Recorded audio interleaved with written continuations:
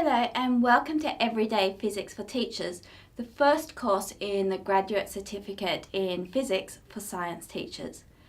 I'm Dr. Elizabeth Angstman, otherwise known as Liz, and I'm your lecturer for this first course. So in Term 3, that's UNSW Term 3, not School Term 3, this course runs over 10 weeks. So there's 5 topics, so it's approximately one topic each fortnight. The last couple of topics are a little bit shorter than the first 3. So to do really well in this course, I recommend that if possible you set aside 8 hours per week to watch the videos and work through the questions posed as you go, and then also to work through the tutorial questions which are provided at the end of each topic. So I'm sure you're aware of this being teachers, but people have done a lot of research into what makes people do well in exams, and it's been found that there's a good correlation between practicing answering questions and doing well on the exam. So I'd recommend that you put aside as much time as possible to practice answering questions. Now, this course takes a very contextualized approach where each topic will look at one everyday phenomenon and then we'll look at the physics behind it.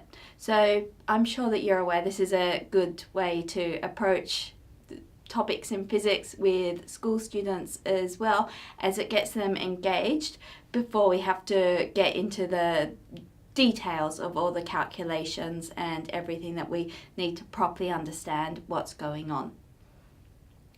So the assessment in this course comprises of 3 investigations, which are little experiments that you do at home with common household equipment.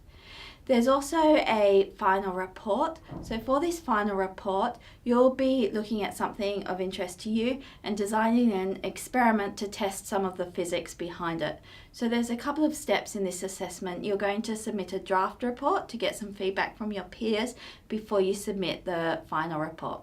And then there's also a final exam. So all the learning materials for this course can be found on Open Learning. So we're using Open Learning for this because it's visually quite appealing, and it's good for online courses because at the bottom of every page there's a space for comments. So if there's anything that you don't understand or you need some extra information about, then please ask down there and I'll get back to you as soon as possible. Now for the assessments for this course, they're all submitted through Moodle. So you'll find the links to where to submit it from the Open Learning page, and that'll link to Moodle. So Moodle's just a bit more powerful for assessment. So we've got things like Turnitin, and in later courses the quiz tool is much more powerful in Moodle than it is in Open Learning.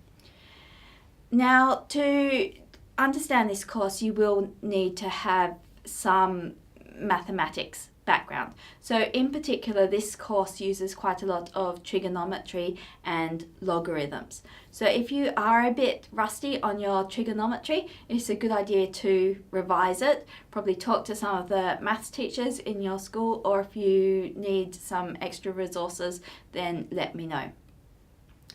This course doesn't examine you on calculus, but the later courses in the program do.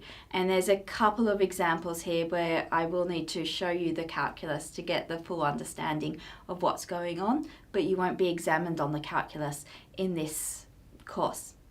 Okay, so let's make a start at the physics now. I hope that you enjoy this course.